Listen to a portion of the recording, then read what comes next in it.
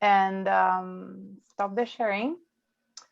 So good evening, everyone, and welcome to the Cyber Insurance Exclusion, What War, organized by the Washington for Law Society and co-sponsored by the Stidman Center, a Washington, DC-based think tank that works on international security issues. This is the second of two events. If you missed part one, please go to our website under past event for the recording of February 9, 2021. I'm Juliana Canet, the president of the Washington Foreign Law Society, founded in 1952 to promote knowledge and understanding of international legal matters, comparative legal issues, and foreign law. Given the number of participants, you will be muted during the webinar, but able to communicate with us via the Q&A section. So start sending the question to the panelists as soon as feasible for you. We'll get to your question toward the end of the presentation. The session will be recorded. One final note before I hand the floor to Deborah, please consider becoming a member of the society. We have discounted rate for students and government employees on the rate of $25 or so. I will put a link to membership in the chat. Don't forget to follow us on Twitter and LinkedIn. Let me introduce our moderator for this evening, Deborah Decker. Deborah is a distinguished member of the Board of Governors of the Washington Foreign Law Society and a senior advisor at the Stidman Center. Welcome, Deborah, the floor is yours. I have to take myself off mute. Thank you, Juliana. And thank you to Michael Teodori, who's the program director of Washington Foreign Law Society, who's helping with this event tonight. And a special welcome to our guests, John and Matthew. John Bateman is a fellow in the at the Endowment for Inner Peace, research on cyber exclusion. Previous special assistant to the Chairman of the Joint Chiefs Staff, Joseph Dunford Jr., and served as Director for Cyber Strategy Implementation in the Office of the U.S. Secretary of Defense. We also have Matthew McCabe. He is a Senior Vice President with Marsh McLennan's Financial and Professional Liability Practice and Marsh's New York City headquarters. He advises clients on emerging cybersecurity trends and issues and ways to address clients' unique needs. Prior to joining Marsh, Mr. McCabe served as senior counsel to the U.S. House of Representatives Committee on Homeland Security, where he advised on cybersecurity, data protection, and privacy law. He's also a visiting fellow at George Mason University's National Security Institute. Both gentlemen are lawyers, but here are speaking only in their personal capacity and not representing their respective institutions, and are not giving any official legal advice. So welcome, and I appreciate you being here. I want to start by inviting you each to explain a little bit more about what your organizations do and to share a few more words about what you do in those organizations. Then after that, we'll have an overview of insurance policies and incidents before getting to what we really want to discuss, which is war exclusions and why insurers are so important to attribution. So let's start with John. John, could you tell us about what you're doing at Carnegie and what Carnegie is? Sure. So the Carnegie Endowment is an international affairs think tank. We're one of the oldest in the world. So like other think tanks, we publish research that seeks to inform and influence policymakers around the world. One thing that makes us unique is that we're a global think tank. So I'm based in our headquarters in Washington, DC, but we actually have 6 centers around the world, including Beijing, Moscow, Brussels, Delhi, Beirut, and I'm probably forgetting 1 or 2. Why are we interested in cyber insurance and war exclusions? Well, a major focus of our technology program, of which I am a part, is seeking to come up with ways of addressing the destabilizing impacts of new technologies, including cyber operations. And what we've discovered is that governments around the world are really overwhelmed by this challenge, and that true solutions are going to involve more than just government policy, but we need to unleash major commercial actors to create proper incentives within the private marketplace as well. And we've identified insurance as one of those potential mechanisms that could be used to encourage good cyber hygiene and risk behavior around the world, and could ultimately kind of shore up this vulnerability that many nations in the international system have. And so my research in war exclusions really is an attempt to get at one of the major barriers and ambiguities in cyber insurance that is preventing it from serving an even greater role. Thank you so much. And Matt, could you tell us about your role and what Marsh is in particular? Sure, absolutely. And first, let me say thank you for allowing me to participate in this event.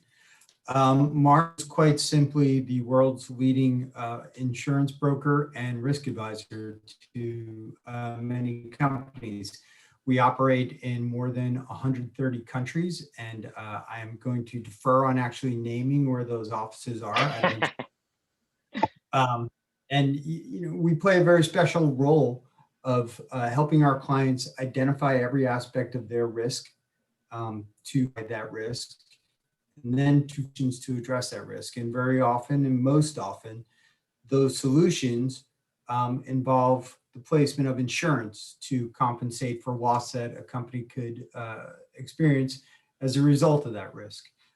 Certainly for the product of cyber insurance, the war exclusion is an extremely relevant term.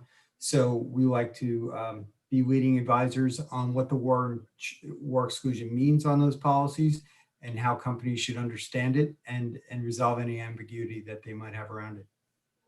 Well, I'm so glad you're here, in particular because when I was speaking at the UN Open-Ended Working Group, I said there are no insurers in the room. Insurers have such a vested interest in this. And so there are on this webinar a lot of embassies. I know a lot of the different types of insurance and what they are. So Matt, can I ask you to talk about property, business, just, very brief overview of the different types of insurance?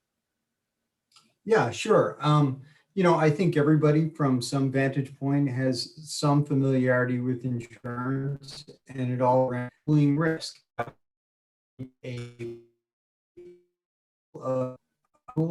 Who are exposed to a certain type of risk, and we don't know who will be affected by that risk or who won't be, but everybody participates in the financial solution for those who are affected by the risk will have their loss compensated, and it helps mitigate that loss. So examples, the real start of commercial insurance started with Lloyd's of London, and it had to deal with insuring maritime loss, that a ship would go out on a voyage and you could actually underwrite your name underneath the ship and take a percentage of the profit or loss that was going to be affiliated with that ship. And that way it wouldn't be winner takes all, that one individual would be responsible for the finances of that ship.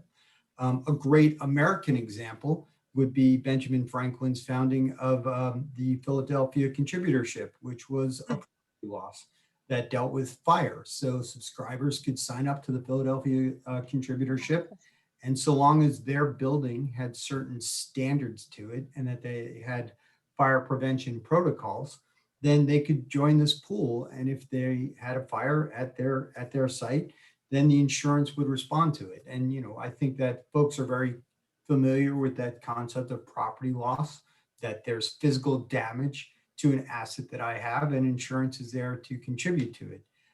Certainly for the development of negligence and other litigation in this country, commercial general liability has become very important for businesses, that if I'm responsible for a bodily injury or a loss of property to a third party or some other tort to that third party, hopefully my general liability is going to respond to that. But then there's a whole line of financial insurance. So we can think about directors and officers insurance. An executive of a company that is sued for some type of malfeasance, they'll have a D&O policy that will pay for the attorney's fees to defend that case and for any judgment. And there's something that we have called errors and omissions insurance, that if there's any professional services that my company is providing, and I'm accused of negligence in carrying out those professional services, that will pay for the attorney's costs to defend against that claim and any loss therefrom. And then leading up to cyber insurance, of course, which is my field. And cyber insurance really arose out of pockets where digital technology arose but these other policies either weren't responding, or after they responded to a few losses, carriers introduced exclusions. And one great example are data breaches. So initially there were claims for data breaches against, hey, I've lost this person's personal information, and therefore they're suing me, and I'm going to file a claim on my commercial general liability. And some of these claims are very large. So the carriers responded saying this was not what we meant when we first issued this policy, different type of risk that we never accounted for. So we're going to exclude this because it's not part of our actuarial data. And that could either come back to the CGL if you create an endorsement for it, but instead, CGL, could you explain CGL? I'm sorry, that's the commercial general liability policy. Okay.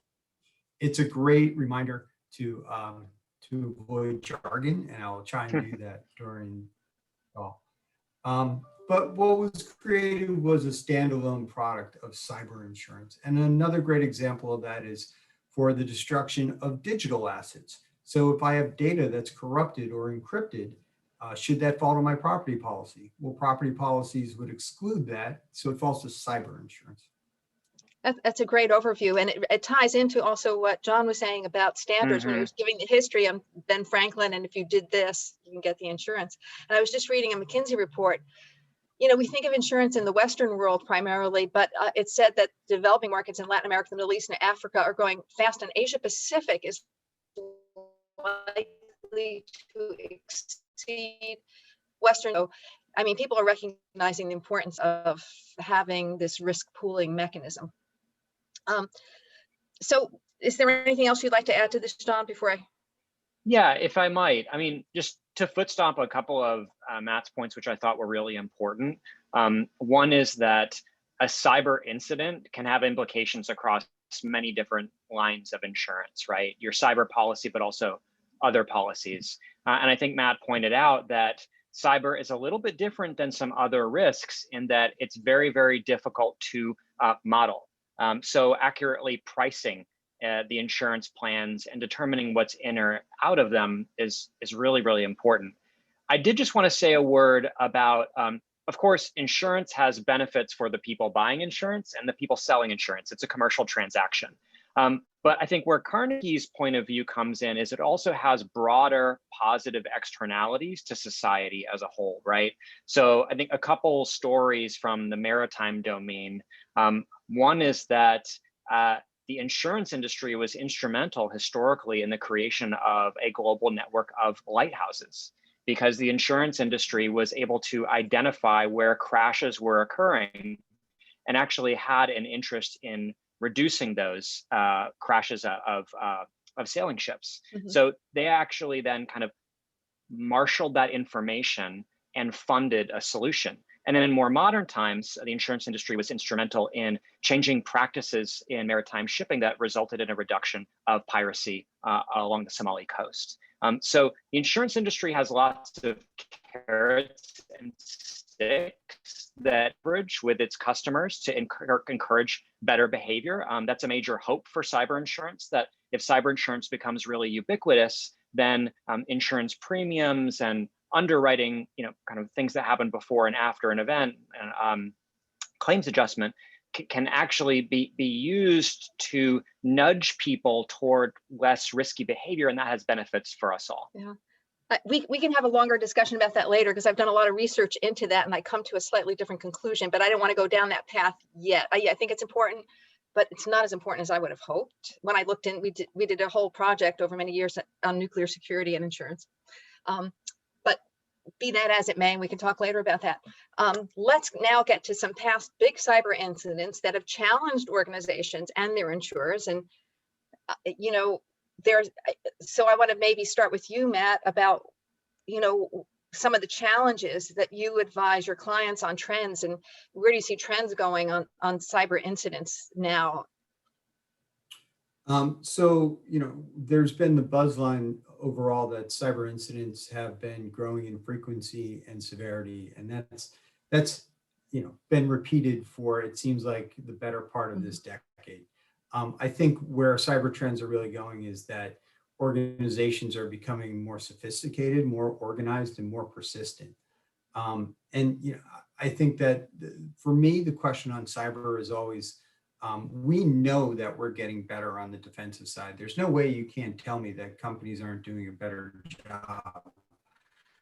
With the, just like any type of skill, as you practice it over time, you get better at it. And I think that's where the hacking community is. And the question is the gap, right? Are they improving at a faster rate than defense is keeping up with them? And can we change that dynamic so that we can make larger gains and really make their efforts more futile? I think for the near future, this isn't going to happen overnight. We have to change some of the ways that we appreciate allowing vulnerable code to go into critical infrastructure. I think we're seeing that out of the government right now, quite frankly, with the way that they're addressing supply chain risk.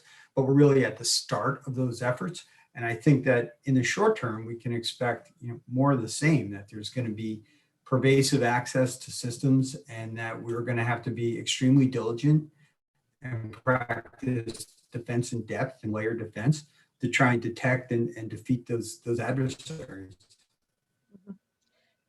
And why don't we take let's look back for those who haven't maybe aren't as current as you all are on some of the major issues and on WannaCry, NotPetya. And let me ask you, Matt, since you've written extensively about that, excuse me, I meant John, since you've written extensively about those events and some of the issues, could you explain what happened very briefly and what some of the issues are there? Yeah, sure. So, the history of major cyber events is a fun and interesting adventure, from OPM to Stuxnet to the Iranian DDoS attacks. There were two events in 2017 that made a mark on this history. One was WannaCry and one was NotPetya. And what these both were first of all, they were state-sponsored. One was a North Korean government attack, and the other was a Russian government attack. Secondly, they were both global in nature. So they were able to spread to many, many countries around the world and have a simultaneous impact on hundreds of organizations. And thirdly, they were destructive. So many cyber incidents, they don't involve the direct disruption of a computer network or the deletion of data or any kind of permanent damage to the network itself. They might be espionage, data theft, breaches that can have a significant impact on an organization, but they don't actually destroy or damage anything directly. But WannaCry and NotPetya were both different. They were destructive cyber attacks.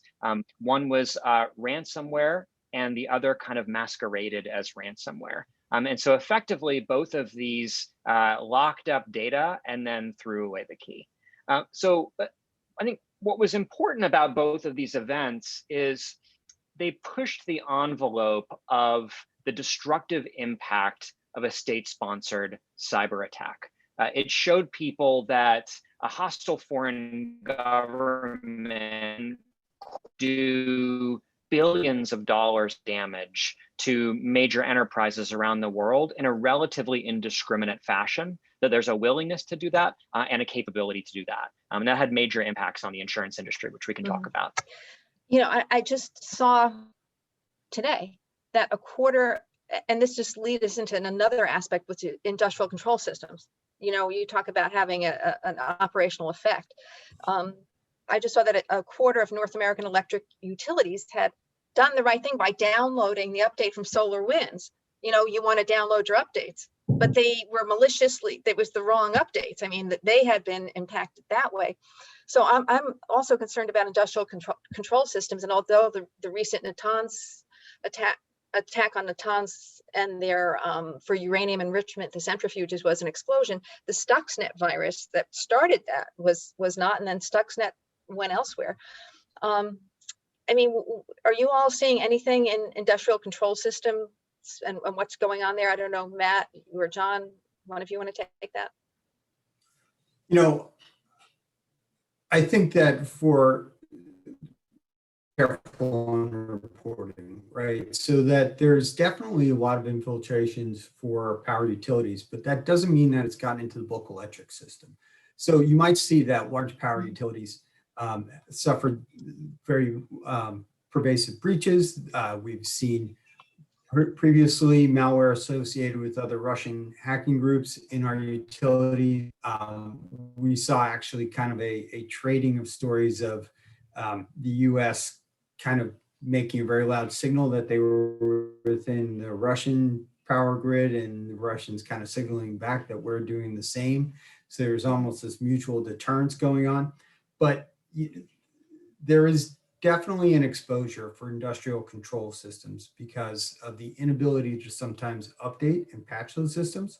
So sometimes you're running on old operating systems and you simply have holes in there, and the basis is to aggregate those systems that you are using jumps to move from systems connected to the internet, information technology, before you get into those industrial control systems. And there's a lot of robust practice around separating those systems. So I wouldn't want to conflate the issue that a power utility might have fallen victim to SolarWinds to necessarily say that the Russians had access to our power grid.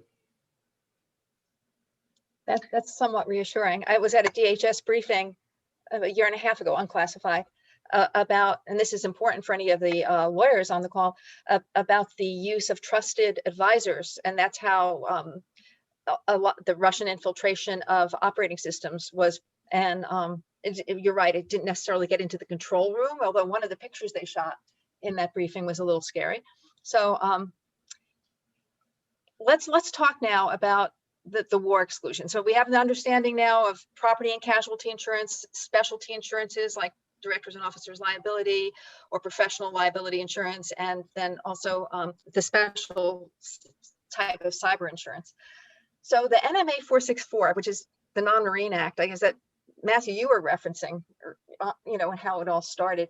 You know, that standard has been around for a while and is now changing. Could you just give us a 30-second overview of what's happened there? And then I'm going to go to John to ask him to talk about some of the cases outstanding related to the interpretation of that exclusion. So, you know, if we wanted to use kind of a flippant cliche that if you've read a war exclusion on a cyber insurance policy, you've read one war exclusion. You know, there's not necessarily as broad a standardization. They can be negotiated and they can have carve-backs negotiated, but there are a lot of important terms from the 464 exclusion that you'll see on many cyber insurance policies. And they'll, most relevantly for this discussion, will pertain to things like war or warlike activity, hostilities or actions by a foreign adversary or foreign power. Or nationalization could be a relevant term as well. You know, there's also many other terms within that exclusion that probably aren't going to come into play, such as mutiny or rebellion. But you know, it is certainly terms that were invented when we were concerned with merchant marine ships being sunk by U-boats. And the difficulty now is that we're called upon to cast that in the age of digital risk and to try and make this extrapolation and this interpretation on how they would apply to cyber attacks. So that problem of interpretation is what led to a number of lawsuits that we wanted to talk about that have been complicating issues, and why I think insurers looking to attribution has been so important and key in the development of accountability.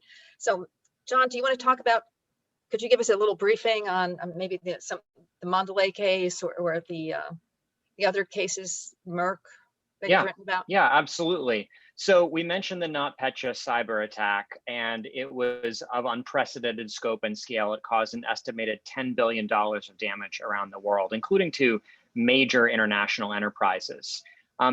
For most of those companies, they made insurance claims and those claims were paid.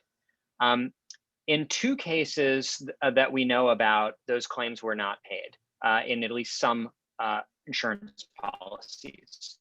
One was Merck, the drug maker, which had over $1 billion of claims. And the other was Mondelez, the food company. They make Oreo cookies.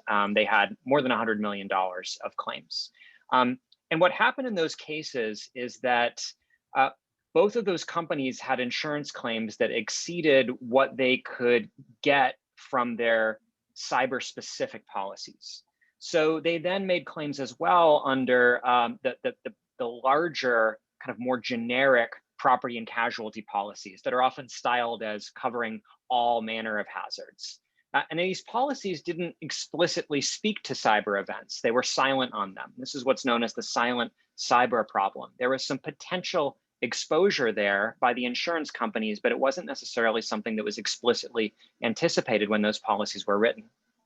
So in these unexpected claims, some of the property and casualty insurance policies invoked their war exclusion.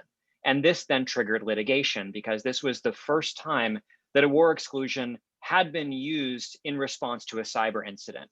We had hundreds of years of experience with various forms of war exclusions and a good amount of legal precedent to help unpack vague terms like hostile operations.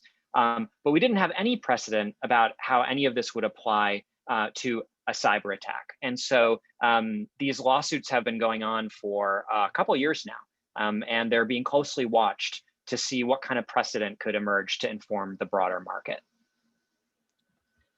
Matt, how has that affected the appetite for cyber insurance, given that there's a question of what's covered, what's not covered, but is everything totally negotiable? So I just want to take a step back and kind of discuss cyber insurance because I think that's probably not as familiar to some of our guests on the call. So cyber insurance, if you really wanted an elevator pitch on it, it involves three key aspects, right? I've had an event, I have to pay for something out of pocket as a result of that event, and it's going to pay for those incident response costs. So if you've lost data, you might have to pay for credit monitoring, or if you've had a ransomware event, you have the forensics company and you have lawyers that you might have to pay. And if you've had data encrypted or corrupted, you might have to pay to restore that data. So think of, I've had my cyber event, and as a result, my incident response is going to cost me some money. Number two, I've had my cyber event, and operationally, I'm paralyzed.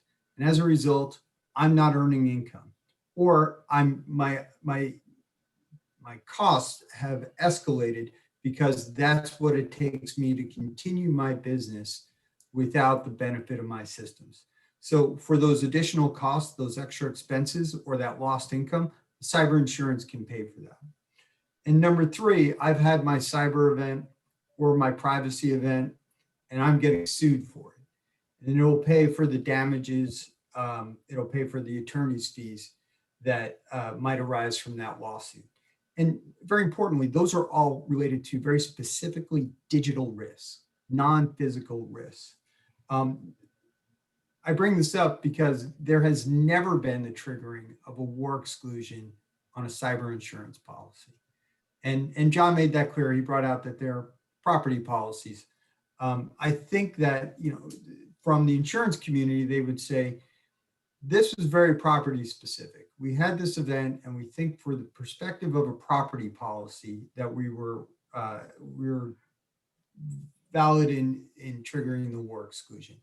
But in the cyber community, many cyber policies paid off as a result of WannaCry and as a result of NotPetya. Now, there is a question from contractual interpretation. Why would you interpret this term differently on a property policy than you would on a cyber policy? And there's no good answer to that. Yeah.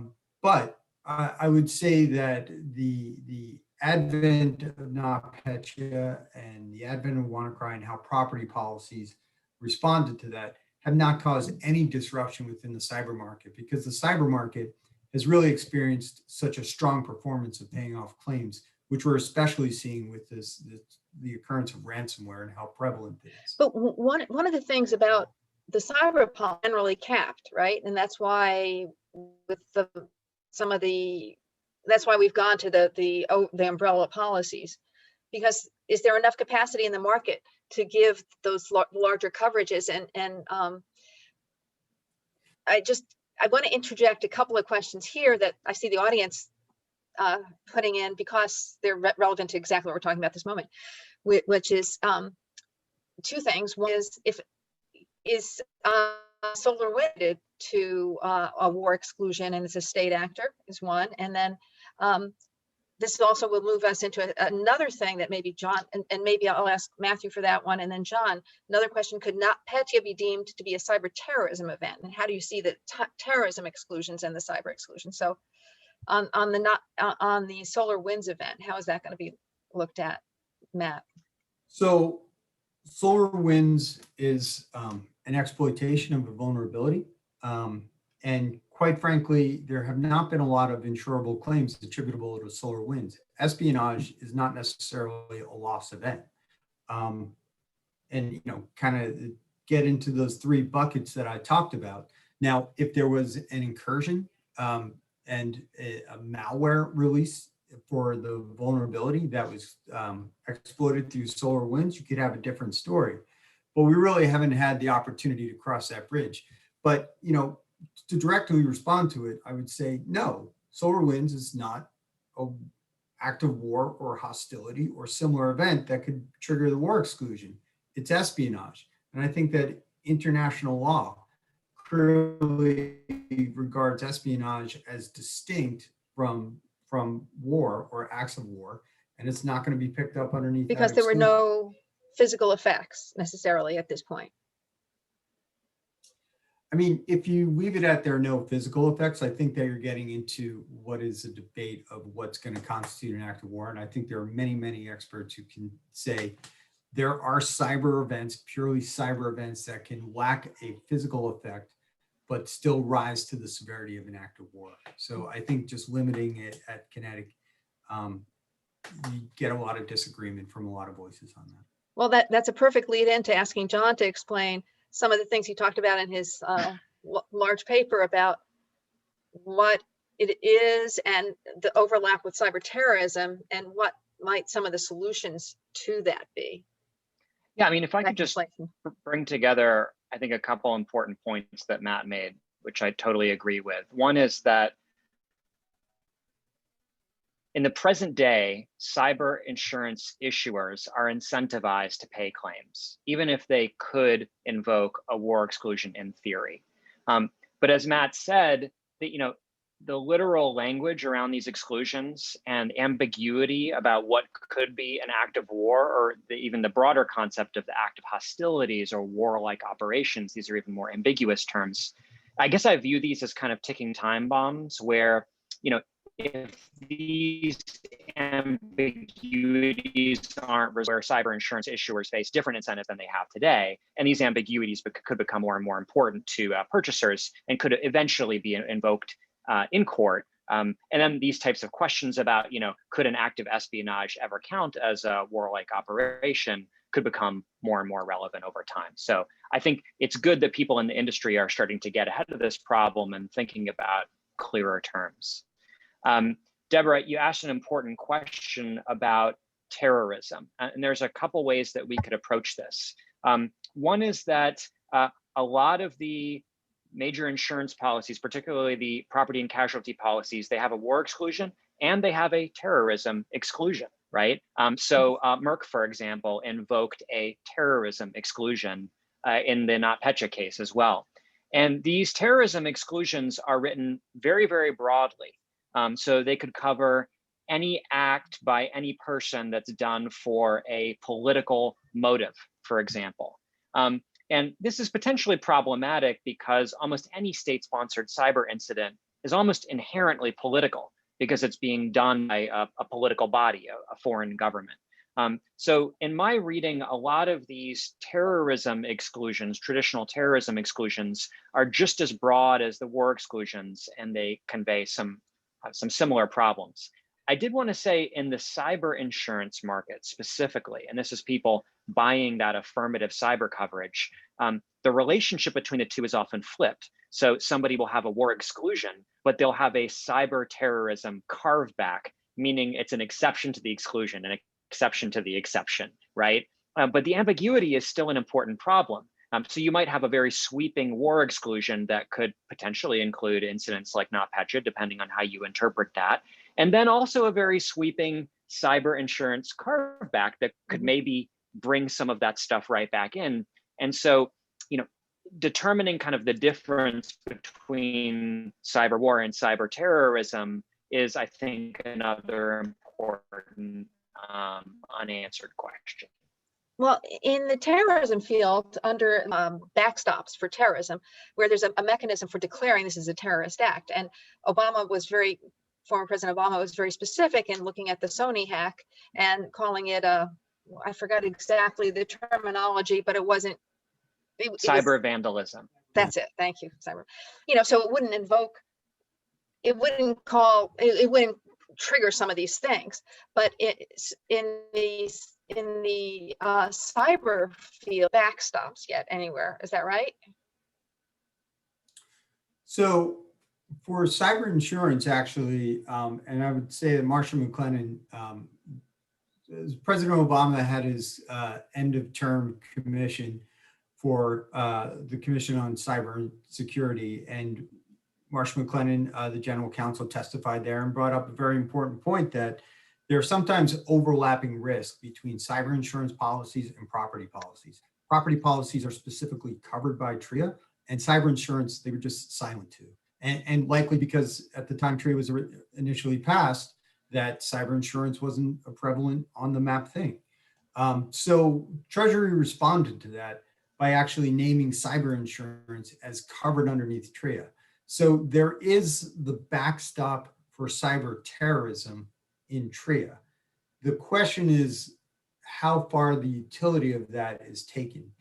Now, if you have an act of war that is distinct from cyber terrorism, then you would assume that TRIA is not going to be there. That's not definite. I mean, the declaration of cyber terrorism is up to the interpretation of the Secretary of the Treasury. So TRIA can be very effective for being there, but you know, once again, it's one of these spots of ambiguity that really needs to be resolved that John's been discussing. So there's a whole reinsurance pool market that Russia and the United States, they collaborate in. I mean, you talk about, I don't know how well they collaborate. I don't know. In doing some reading in preparation for today, I was surprised. Well, because I was looking at ways for collaboration. It's something that Stimson has worked on in trying to work with Russia and other countries to have better relationships. Do you know anything about what's going on in that market to try to better define some of these terms? Is there any in the pool reinsurance market? Are there any efforts there? Or more broadly, maybe we can discuss where are there efforts to have better definition of terms? Because one of the questions posed ahead of time, are we ever going to resolve this? Or is there going to be any, like, here's what works to this? Matt, do you have any ideas on that? Well, I would start by saying I'm skeptical of our bilateral efforts with the Russians to address, you know, the backstops for cyber insurance, simply because we seem to be on an adversarial plane for cybersecurity. As far as interpreting terms, look, there's always going to be some measure of ambiguity in insurance policies. Unfortunately, you know, it's not necessarily an incident of the insurance market that we're having trouble to defining this. I mean, the question is, what is cyber war? Absent of insurance, nobody can define that, and there's disagreement of policy experts. And right now, it's coming down to kind of, I know it when I see it. And that leads for uncertainty for the future. That's part of the problem. As John discusses in his work, there's also a infrastructure exclusion that kind of butts up against the cyber, against the war exclusion, that if you're targeting critical infrastructure, that could also be excluded because it leads to systemic aggregative loss. So there's a lot of betterment that could happen. You know, the question is, so John had made the comment about what might be coming down the pike in a number of years. And I think that the pace of that is actually far more accelerated, that carriers are in quite a position here of trying to funnel things into the war exclusion. There's a lot of reason to feel like they'll be unsuccessful doing this. So if you look at, I mean, starting with the Sony attack, as you pointed out, the declaration of cyber vandalism is powerful. And then if you look at even WannaCry and NotPetya, you know, I participated in a webinar and one of the lead speakers was Admiral Mike Rogers, formerly the NSA, and he kind of made a comment of, you know, I thought that WannaCry and NotPetya could have gotten us there, but, you know, we never reached the point where we were going to declare this an act of cyber war. And if you look at the US response, we're far more likely to indict these people in federal court, indicting members of the Russian GRU, than actually turning to instruments of war. So really, we've decided for national policy that this is falling outside of the law of armed conflict. This is something that we're going to address through sanctions. This is something we're going to. So with that policy decision, on what basis are you reaching the conclusion that these are acts of war? Mm-hmm. There's really nothing to support that. At the end of this, towards the end of this discussion, or maybe Juliana, Matt, you did a good piece on this is NotPetya not being an act of war. And if you could post that and John's paper, extensive paper, I confess I haven't read the 100 and some odd footnotes on it yet, but I marked down some of the ones I want to get to because it was very comprehensive. If you want to put that in the chat for people, and we'll also include that when we send out the link to this. So who's working to give us, oh, I'm sorry, I didn't get to you, John, on those questions myself on you know, what's going on with cooperation and other things, unless you want to bit and get on to the next one. Well, I think it might help for some people who aren't experts in insurance to just understand the kind of tiering that exists here. First layer, you'd have a primary insurance policy that a company might buy. And then if that insurance company is totally tapped out by an overwhelming number of cyber events, they can turn to their own insurance, which is called reinsurance, right? It's insurance for insurers. And that provides a form of what you might call a backstop in case there's a huge aggregation or correlation of events. And then sometimes something can be so catastrophic that even the reinsurance marketplace is overwhelmed. And that's when another form of backstopping might come in, typically for the government.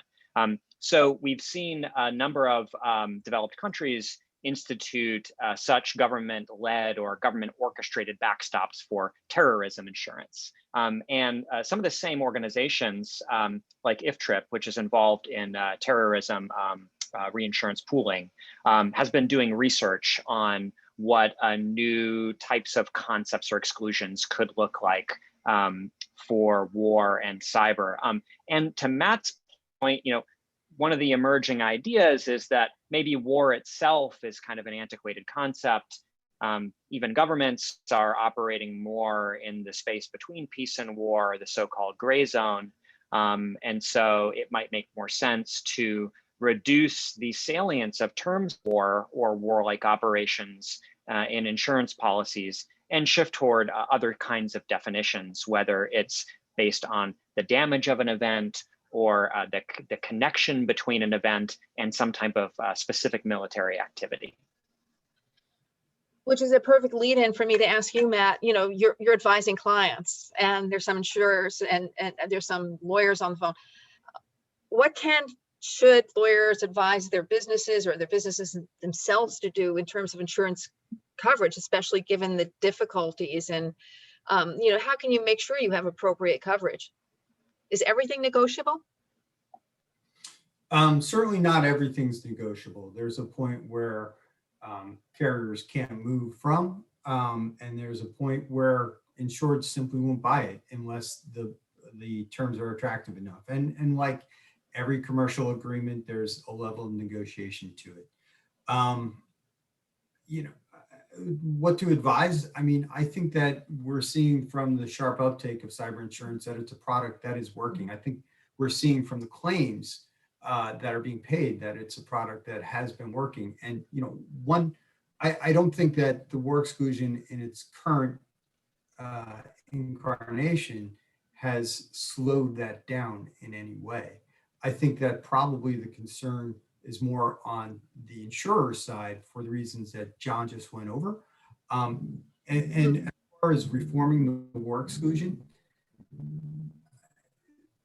I think it's within everybody's interest to have a healthy insurance market. Nobody can ask the insurance market to absorb aggregated systemic losses that are going to threaten its financial stability. On the other hand, you can't go and put a cyber exclusion on a cyber insurance policy. That just doesn't work. So the line that has to be walked is to reach a level of comfort that the insurance industry feels that it can maintain financial stability, but at the same time, make sure that the clients know that they have the coverage in which they're investing in. You know, after NotPetya for the cyber insurance industry, really its major impact was to show what an event could look like. And it spurred many companies to buy, saying that, okay, we realize now that these events have real consequences and we have an exposure. So we're going to go out and buy the coverage. And now that that buying has been going on for 3 or 4 years, you simply can't go and say, hey, by the way, that's not the company we expect level of participation. There's a point of narrowing the exclusion, or I guess I should say broadening the exclusion that the product breaks. And that's really what we're trying to turn our attention to. I have in the chat, one of my colleagues from Stimson, Bruce McConnell, says, certainly in cyberspace, the theory of warfare has shifted from the kinetic tradition, as illustrated by the US policy of defend forward. Warfare in cyberspace looks more like persistent engagement on adversary networks to undermine the adversary's ability to launch attacks. Thus, the old war exclusion may no longer fit for cyber. So I think, that's exactly where we're going with that. But then there's some efforts to bring it together to have some consistency in policies. And that was one of the pre-questions. But, are we ever going to get to some agreement on this? And John, you pointed out in your paper, the Lloyd's Market Association and others are working on that. I don't know when they're ever going to come forward with a general policy framework. And I just saw that in the UK, the so-called Solicitors Regulation Authority will require regulated law firms to have professional indemnity insurance with affirmative cyber coverage. So it's not a silent coverage. If you're a solicitor in the UK who's regulated, you're going to have to get a policy. And the wording in that coverage is out for comment through May. And in the follow-up to this, when it's posted up, we'll put some of those links. But I mean, where do you see, what timing do you see for having any agreement on that? And that's why I'm really keen on having the UN have insurers involved, because this is happening now on the ground. It's not in UN time. It's like, oh, let's talk about what's war. Let's talk about what's included in 10 years time.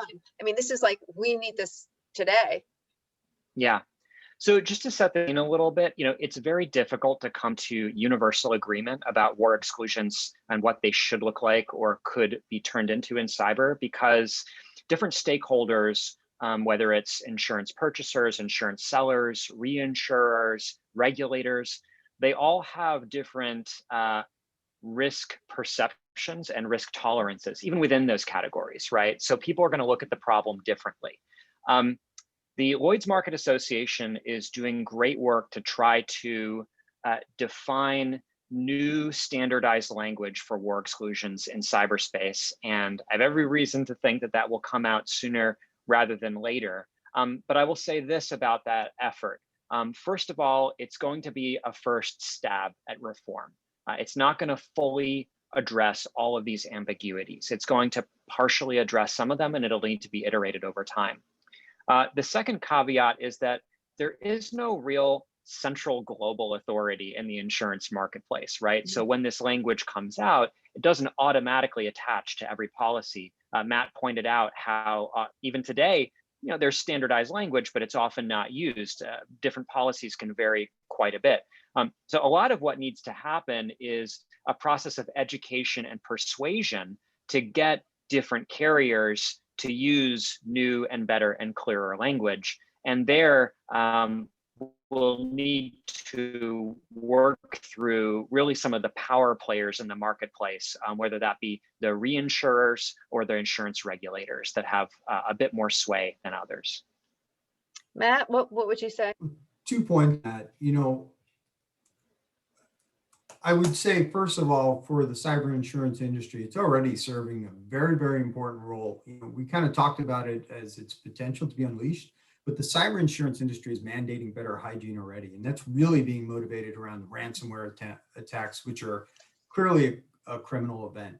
But the onus is being placed on insureds that if you do not have certain controls in place, your pricing or your coverage terms will be affected. And that's just the kind of incentive that we should be playing.